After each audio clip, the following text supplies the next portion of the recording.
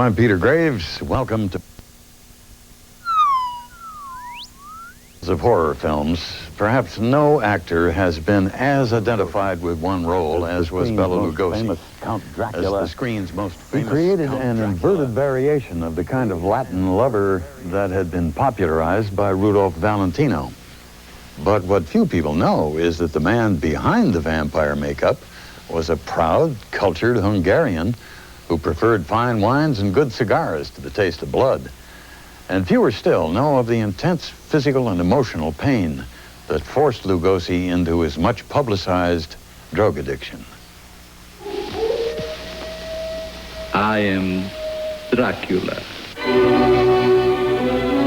Bela Lugosi. I remember him scaring the daylights out of me when I was a kid. He got that stigma on him, a vampire. You know, it lived with him for the rest of his life. There you will bring the coffin. It's my native soil. Dracula equals Bela Lugosi equals Dracula. Doesn't Dracula ever end for you? No, no. Dracula never ends.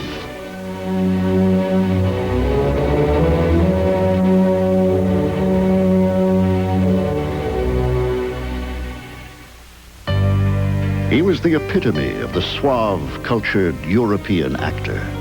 His continental manners, dark good looks, and imposing presence made him an ideal candidate for the kind of romantic heroes he longed to play. But for millions of audiences around the world, Bela Lugosi would forever be associated with one role, that of the bloodthirsty Transylvanian aristocrat, Count Dracula. Ironically, it was in Transylvania on October 20th, 1882, in the quiet town of Lugos, Hungary, that Bela Ferenc Dejo Blasco was born. The youngest of 4 children born to Paula and Istvan Blasco, Bela showed little enthusiasm for school. He much preferred music and singing, interests that were not shared by his banker father, a strict disciplinarian who expected his son to follow in the footsteps of his older brothers and learn a conventional trade. But from an early age, Bela demonstrated a headstrong nature that rivaled that of his father, and the tension that grew between them was fierce and palpable. He left home when he was 12 years old to go out and make his way in the world. My father at that time wanted to quit school and had an ambition to be an actor, and so he worked starting when he was very young and was independent. His parents thought that he should stay in school, and so apparently there was quite a rift between my father and his parents. Bela had no further contact with his family until 1 year later, when he was stunned by news of his father's death. Frustrated in his efforts to find stage work, the teenager toiled in mines and worked as a machinist. But adversity only fueled the boy's theatrical ambitions. He always wanted to be an actor, and he finally achieved it just by perseverance. I remember him saying that he hung around the stage door of the stages there in Hungary, and finally somebody gave him something to do on the stage. Bela Blasco made his first recorded stage appearance at the age of 20 and was soon appearing regularly with regional theater companies in a variety of roles. He told me on the stage in Hungary, he had played Hamlet, Macbeth, a lot of the wonderful classical roles. And I was very, very impressed, to the point of where I said, wow, you did those things, really? So that when you deal with the Bela Lugosi, you're dealing with what was a very good actor. The early decades of the 20th century were a golden age for the Hungarian theater, due in no small part to the international reputation of the country's leading dramatist, Ferenc Molnár. His exquisitely crafted plays such as Lilium, The Devil, and The Guardsman offered tremendous opportunities to an actor of Bela's talent, looks, and burning ambition. It was this ambition that prompted him to adopt a series of stage names in an effort to secure as many roles and as many chances for fame as possible. He performed under the name Aristide Olt and maybe other names. It was somewhere early in his career, though, that he adopted the name Lugosi after the town Lugos where he was born. At the age of 28, Bela Lugosi was given one of his most important breaks. he was chosen to take over the male lead in a 1910 production of Romeo and Juliet. Lugosi's lusty interpretation of Shakespeare's star-crossed lover proved controversial and popular. He was obviously a very gifted person. He had a very powerful presence on the stage and off the stage. And he was the type of person who went to the utmost lengths to perfect his craft and his trade. He used to tell me about how long and how hard he would work at each role that he would play. This was so ingrained in his life that he was really first and foremost an actor. By 1913, Lugosi had achieved every Hungarian actor's dream, an invitation to join the National Theatre of Budapest, one of the country's leading state-subsidized companies. Though his work was limited to supporting roles, the National Theatre offered him the chance to work with the most distinguished actors and directors of his generation, a generation soon lost to what became known as the Great War. In World War I, in Hungary, actors were exempt from military service. My father nevertheless believed in the cause that his country was fighting in, and he did join the army. So he was on the front lines in the ski patrol and was injured there and finished the war, I believe, in the hospital, never was back in active duty again. At that time, he was a captain and received the equivalent of the Purple Heart for his injuries. At war's end, the 35-year-old veteran returned to the National Theatre, where he continued to dazzle audiences with an almost messianic stage presence. In Hungary, they had a system where you would be ranked, actually. Each actor would perform the same part as the years would go by, and they'd judge one actor against another performing all the classic roles. My father, for example, played Jesus, and he actually looked like Jesus in that part, or at least how Jesus, is normally depicted. And he rose in the ranks and eventually was ranked #1. It was at this same time that Lugosi married Ilona Smik, the daughter of a prominent Budapest attorney. But their union was troubled from the start by Bela's hair-triggered jealousy and the fact that Ilona's parents disapproved of her husband's unstable theatrical career. To make matters worse, post-war Hungary was rife with political struggle, and the theatrical community forged alliances with the revolutionary regime in the hope of improving working conditions. Lugosi, among the most visible of the organizers, was branded as a traitor when the revolution failed. Fleeing with his wife to Vienna, Ilona's parents forced her to return to Budapest and file for divorce. Bela was devastated. This woman who was his first love was really somebody who he always felt very strongly about. A woman who I think he always loved all his life. Shortly after starring in his very first film, The Leopard, in 1917, Bela moved to Berlin and found employment in the thriving German film industry, playing featured roles in such films as F.W. Murnau's Der Johanniskopf, an early adaptation of Dr. Jekyll and Mr. Hyde, and The Deerslayer.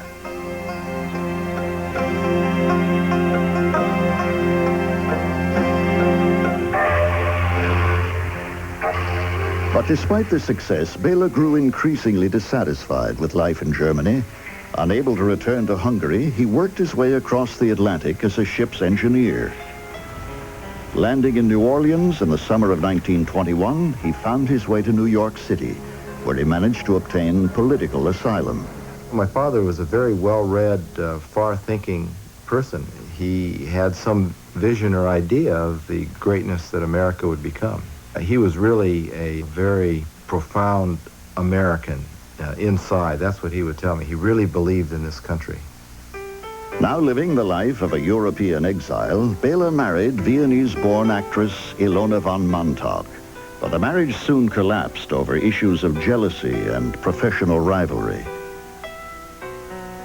Unfamiliar with the English language, Bela attempted to start a Hungarian repertory company.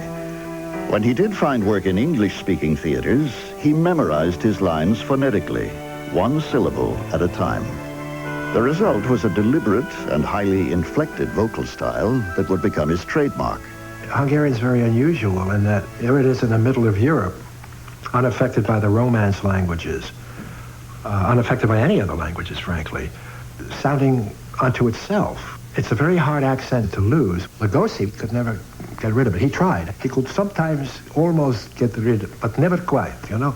Still smolderingly attractive at the age of 40, Lugosi scored a hit as the romantic Apache opposite Estelle Winwood in The Red Poppy in 1922. When his onstage lovemaking proved so passionate as to actually bruise his leading lady's ribs, press agents wasted no time in promoting Lugosi as a major new sex symbol. There was a sexuality about my father's persona, and I think he realized it. And so he prided himself as being able to make the women swoon. But despite this newly found notoriety, Lugosi's heavily accented speech typed him to play foreigners, and usually villainous ones. It was a devastating blow to an actor who had always prided himself on range and versatility. In 1923, Lugosi made his American screen debut in Fox Films' The Silent Command, playing a master spy who plans to blow up the Panama Canal.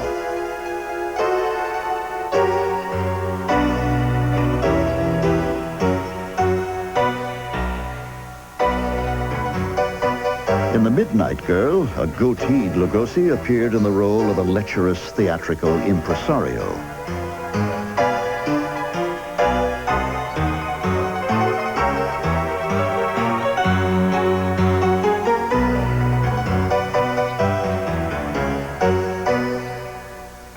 In 1927, Bela Lugosi was offered the leading role in a hit British stage play that was headed to Broadway. Tired of playing villainous stereotypes and disappointed by the part's lack of dialogue, he rejected the invitation. But when Raymond Huntley, the actor who had originated the part in London, also turned it down, Lugosi was asked to reconsider. The decision he made would change his life forever. On October 5th, 1927, Bela Lugosi's performance in Dracula took Broadway by storm. At the age of 44 and with hundreds of stage and screen roles behind him, Bela Lugosi had become a star. When he did Dracula in 1927 on Broadway, it was startling. It was very sensual and very sexual. It wasn't something that was common. It's the attractiveness of evil that Lugosi brought to that role, taking the continental romantic sex appeal of the Valentino type of actor that was very popular in the mid-20s. The slick back hair, the aquiline features, the almost hypnotic power over women. That combines with his thick Hungarian accent, making the character romantic. Nothing like it had been done before. Flush with success, Bela was soon seen squiring dozens of wealthy and beautiful women. In 1929, he married Beatrice Woodruff Weeks, the millionaire heiress of San Francisco's Mark Hopkins Hotel.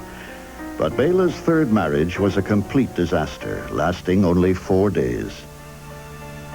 The enormous success of Dracula made a film version inevitable.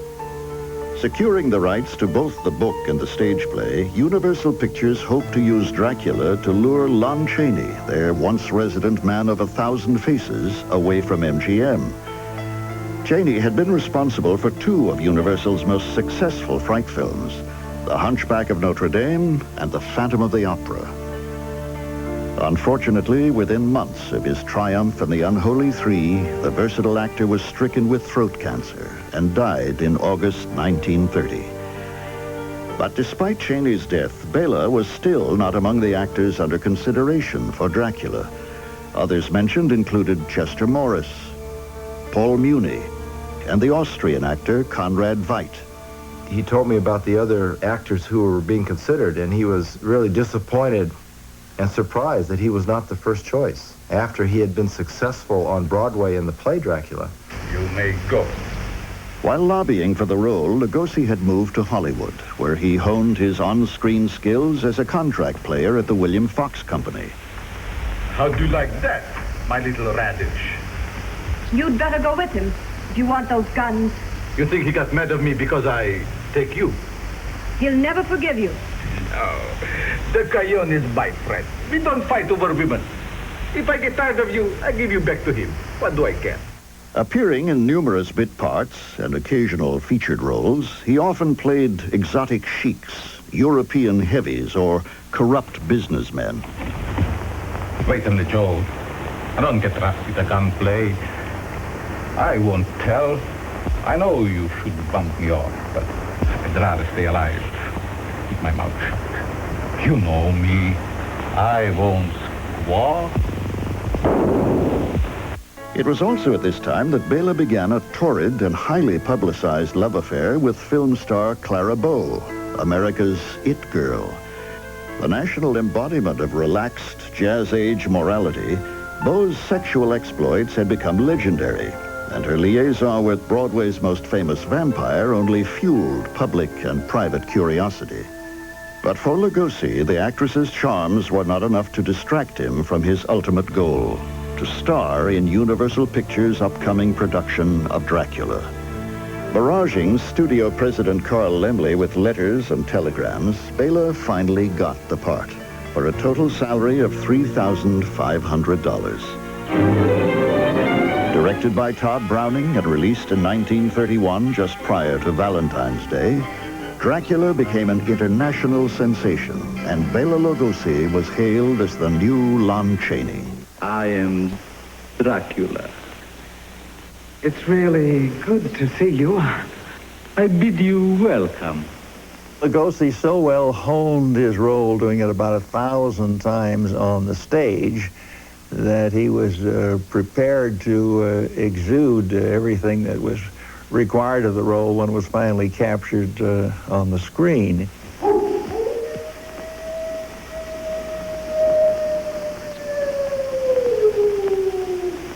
Listen to them. Children of the night. What music they make. Beneath the character of Count Dracula, there was a magnificent actor operating. And I believe that it was the thing that all good actors bring to a role. The sincerity, the concentration, the believability of being that character. This is very old wine. I hope you will like it. Aren't you drinking? I never drink. Why?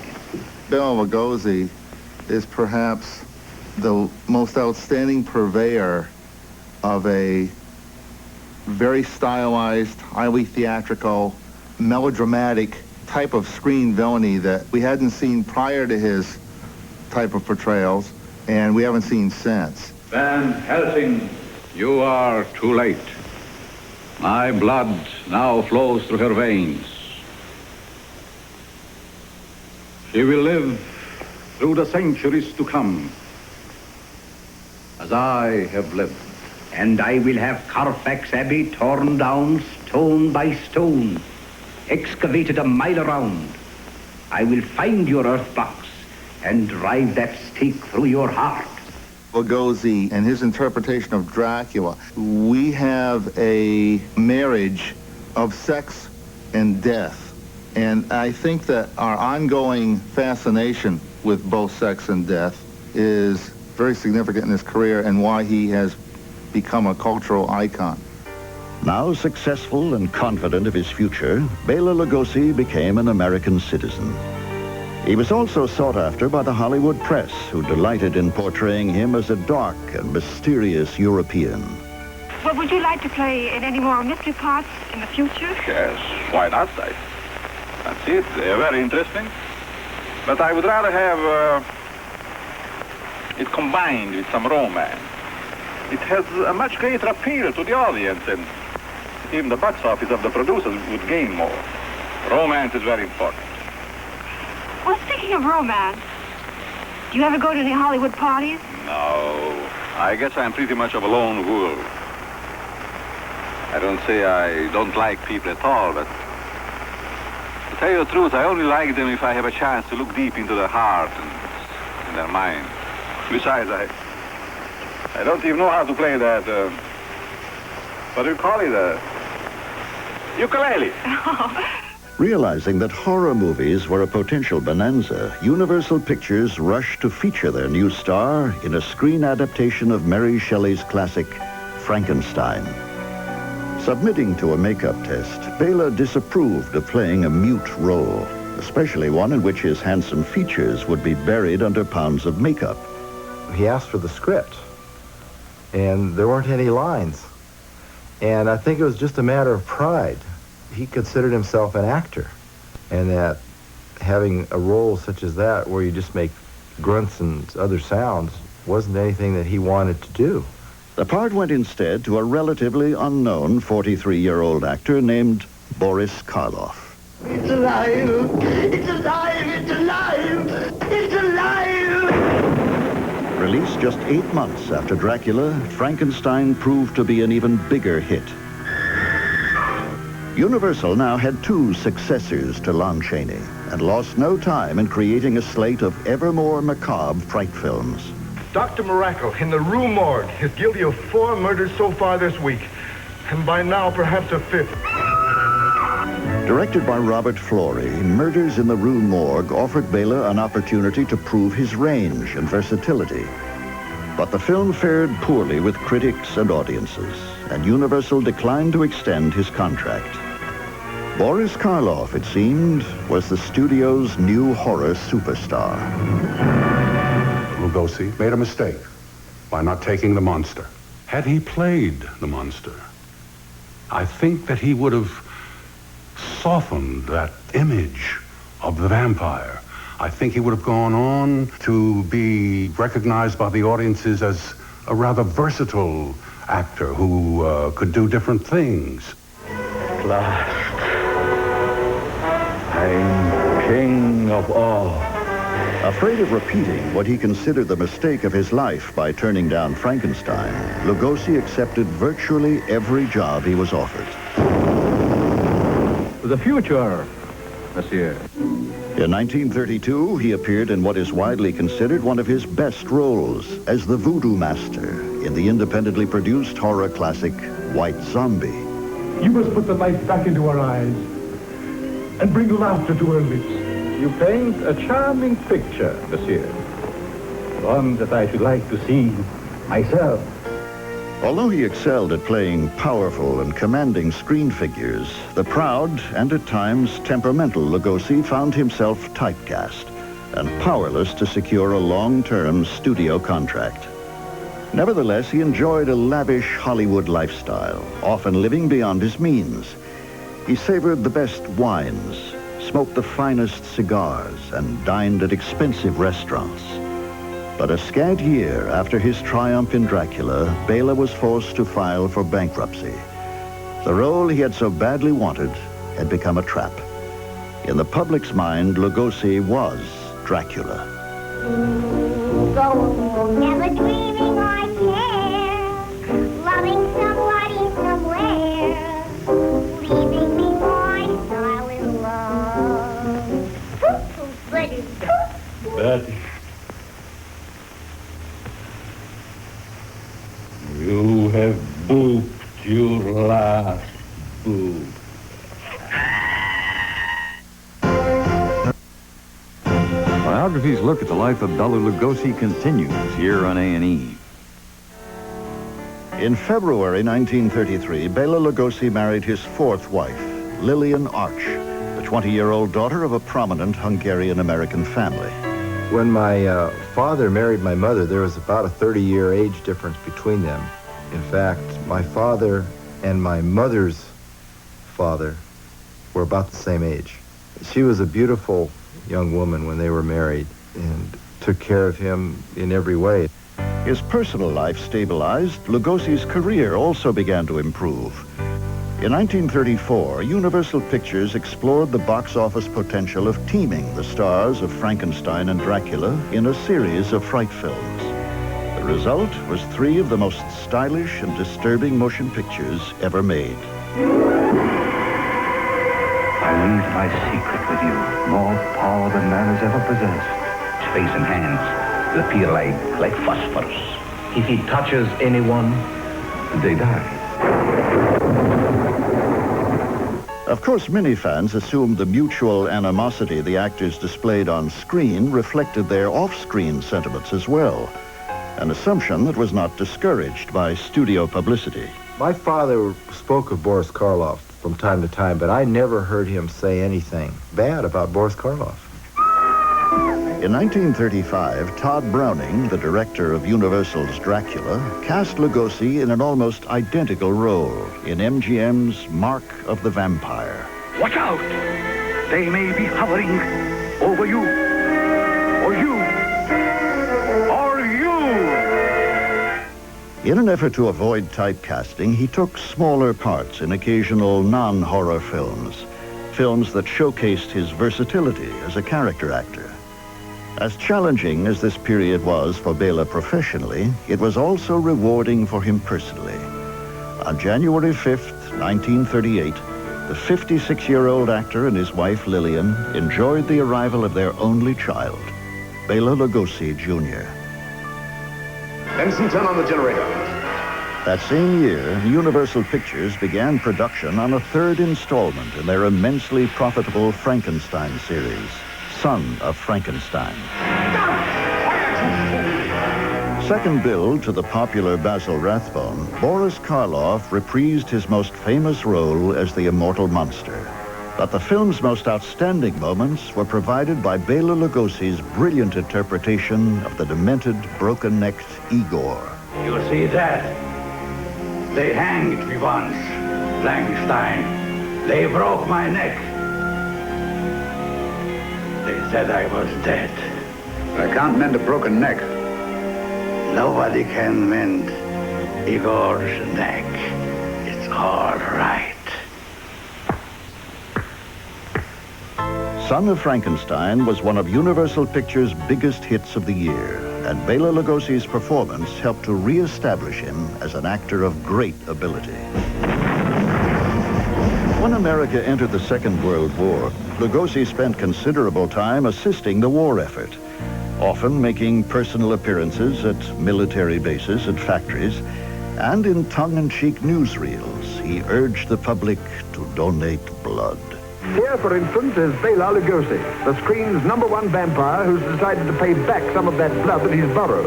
This, ladies and gentlemen, is a scene in which any actor really gives his best. Well, of all things, coffee and donuts. No, Bela, you mustn't. Remember your career. How can fans believe you're a werewolf if they've seen you dunking?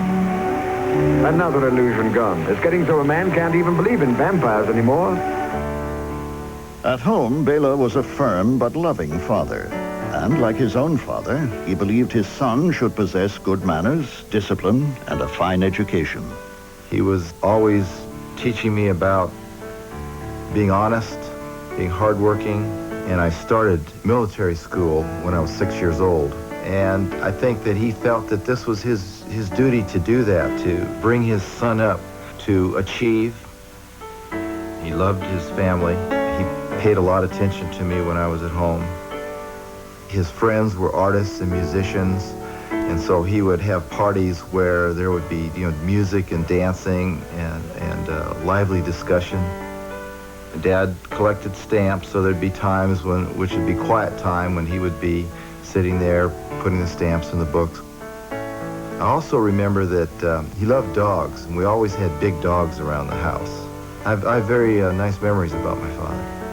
Now in his 60s, Bela Lugosi began suffering from debilitating leg and back pain that was not eased by the heavy costume and elaborate makeup he was required to wear for his next role, as the monster in Frankenstein Meets the Wolfman. Of course, the grim irony of appearing in the role he had turned down a decade before did little for the aging actor's morale. What made matters worse was a last-minute decision on the part of studio executives to cut all of Lugosi's on-screen dialogue. Intended as a sightless creature possessing Igor's brain, the now-mute actor appeared to stumble about the sets in a laughable and seemingly unmotivated performance. It didn't help that much of that performance was most obviously accomplished with the aid of a very visible stuntman, Eddie Parker. Whether intentional or not, the result was tantamount to career sabotage. The soul will wander through the night, and it will never find where her body rests. In 1943, Bela reclaimed his Dracula cape in Columbia Pictures' Return of the Vampire. For copyright reasons, his character was called Armand Tesla, but fans had no difficulty recognizing the real Dracula when they saw him. Bela Lugosi could still command top billing, if not top wages. Unfortunately, most of the pictures in which he was asked to appear were Poverty Row quickies. A lot of people say that he didn't have good career management, but on the other hand, that was just the way he was. He loved to work, and no matter what quality the picture was that he was in, he always gave a first-class performance. And I feel myself going back to the animal instinct. I try to fight it. I lock myself in there with him, fearing that I might do something terrible. One bright spot in this otherwise bleak period was offered by executives at RKO Studios. They thought that their production of Robert Louis Stevenson's The Body Snatcher would be aided immeasurably by the teaming of Bela with his old co-star, Boris Karloff. That part was not in the original script. And then somebody in the front office said, gee, wouldn't it be great if we could say Karloff and Lugosi?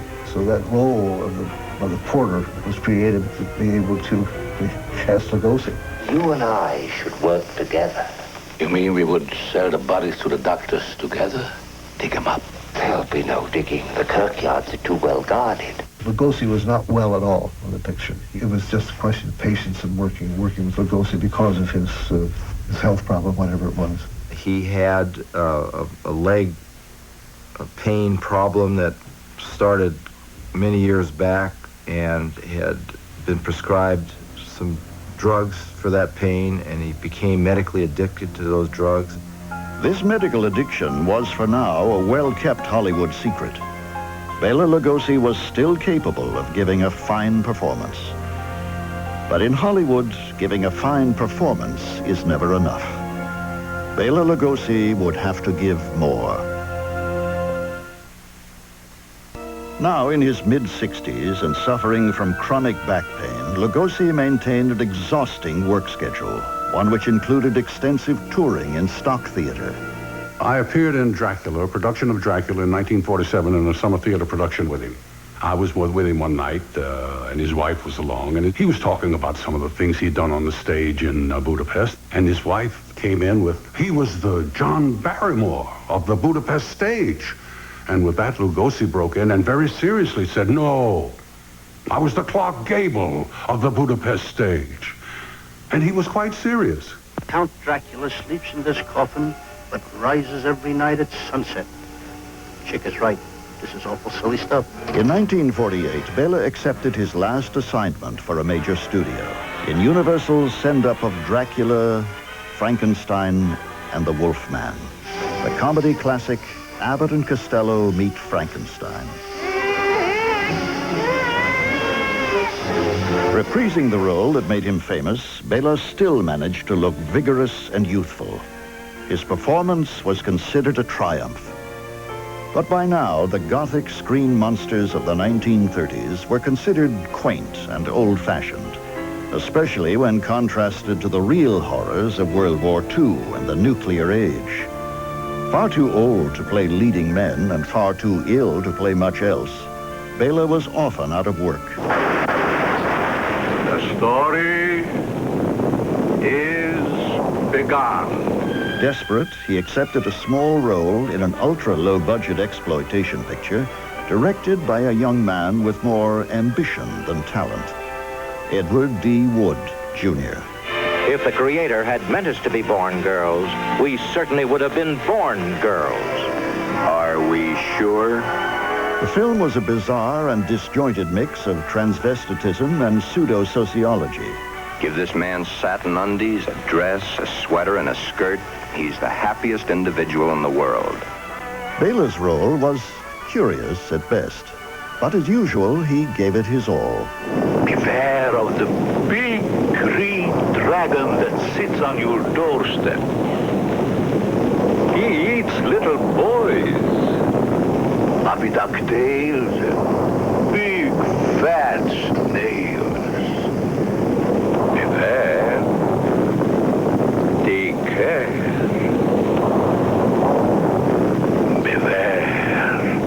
Banned in several states due to its highly controversial subject matter, the film was a critical and box office disaster. Ed Wood put him in his movies because of Dad's name. The movies that he put my father in were terrible, and I'm sorry to see him in those kind of movies, but looking at it from my dad's point of view, he was working. Ed Wood gave him something to do, which was really very important to him. It is the hour. In 1953, Bela made a rare television appearance on the popular program You Asked For It. You have no will of your own. Just 5 years after his performance in Abbott and Costello Meet Frankenstein, Bela Lugosi could no longer hide the ravages of old age and the years of addiction to painkillers. You ask for it. Lonely, infirm, and impoverished, Bela Lugosi found that his only friends were the children that he had delighted for 2 decades as Dracula. I discovered Bela in Abbott and Costello Meet Frankenstein. I became his super fan. And there was a little group of kids. We got our nerve up and called on the phone. Told them that we were fans and we would like to meet him. He said, sure, come over, boys. And we did. And that's what started a 3-year glory trail of all kinds of adventures with him. Unable to find suitable employment, Bela now worked exclusively for Ed Wood. Their next screen picture, Bride of the Monster, allowed the actor a final screen soliloquy that poignantly echoed his own compromised circumstances. Now I am here, sent to bring you home. I have no home. Hunted. Despised. Living like an animal. That I will show the world that I can be its master. By 1954, Lugosi's lifestyle and chemical dependency had severely damaged both his health and his marriage. It was very hard for both my mother and my father to separate and become divorced. They loved each other very much, but my mother just could not get along anymore with the way he was in his later years. My mother was always trying to help him not be addicted. She would administer the shots, and I know that she would give him shots with nothing in it from time to time, just to try and help him out. And all this took its toll. Following the breakup of his marriage, Bela made several unsuccessful attempts to give up the morphine he had become addicted to. Finally, in the spring of 1955, he committed himself for treatment. Now out in the open, Lugosi's physical problems and pathetic circumstances earned him more press than he had received in years. But the images of Bela that were circulated all over the country were more frightening than any movie the actor ever made. The newspapers, unfortunately, gave a kind of a tabloid touch to it all. You know, Dracula discovered to be drug fiend, that sort of thing, and it was rather humiliating. Actually, he was a rather brave individual. To the public, Bela's distress seemed like the final curtain for a faded star. But the actor had made a career of rebounding from difficult circumstances. Bela Lugosi would be back.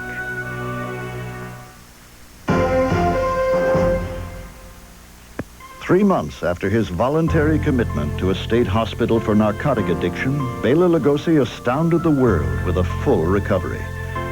The seemingly rejuvenated 72-year-old actor was the first Hollywood star to ever go public with a drug-related problem. Mr. Lugosi, you're leaving the state hospital tomorrow. Yes, I'm very happy I do, on account that I became a new man, new lease of life. I'm cured.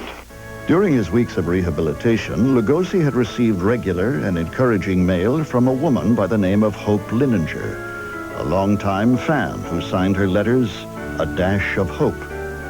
Upon his release, he sought her out, and soon Hope Lininger became the 5th Mrs. Bela Lugosi. About 25 years earlier, she determined that one day she would be Mrs. Lugosi. Finally, indeed, her dream came true, but it turned out to be more of a nightmare to her, that the man that she married was not the handsome, charismatic Dracula that she had once dreamed of. A conflict developed because Bela, with all his relationships with females, he was what we in Spanish would call macho.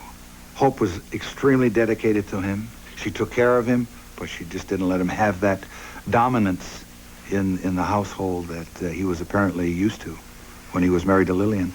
I feel that he was really still in love with Lillian all this time, and that Hope came in as a replacement. Bela had hoped that his well-publicized recovery would result in goodwill and new offers from the entertainment industry.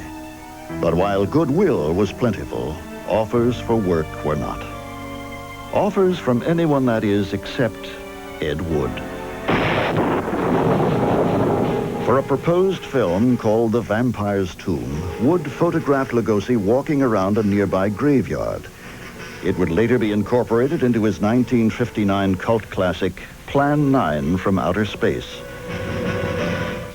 But sadly, Bela's dreams of a comeback were not to be. On August 16th, 1956, death came quietly to the 73-year-old actor who had made a screen career playing characters who never died. He never did lose his pride. He knew what he had accomplished in his lifetime. Yet his circumstances were not good near the end of his life. I'm glad that he could be working all the way down to the end. He died with a script in his hand.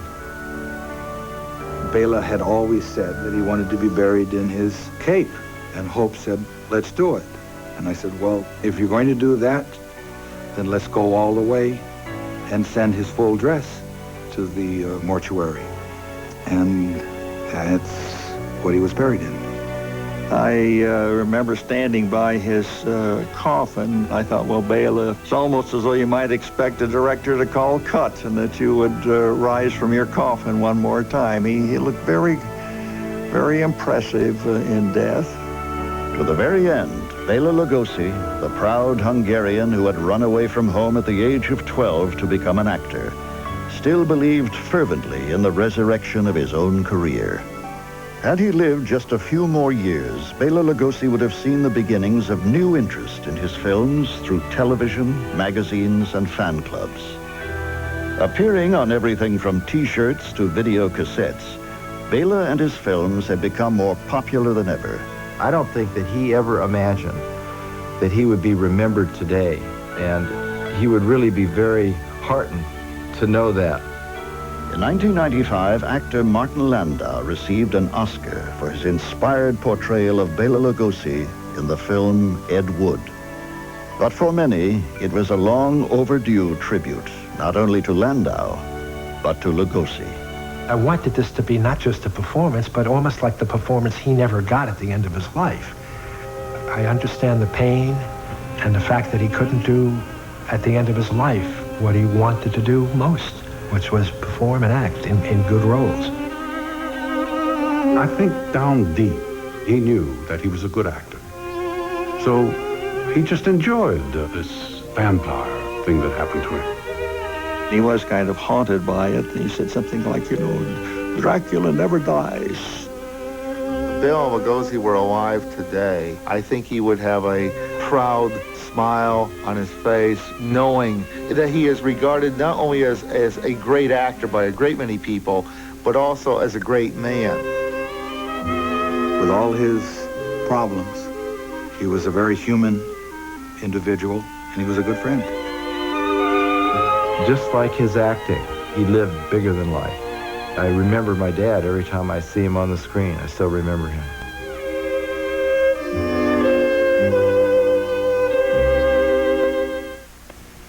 In life, Lugosi was fond of taking walks around Hollywood Boulevard, in the area of the famed Hollywood and Vine. At his funeral, the driver of the hearse that was to take the actor's body to its final resting place had been given strict orders not to take the funeral procession down Hollywood Boulevard for fear of disrupting the business of the local merchants. But as the procession made its way, the driver said he noticed the wheel making a sharp turn, almost as if it had a will of its own. And he turned the hearse and Bela down Hollywood Boulevard for one last time. And now let's see what's coming up on our next biography.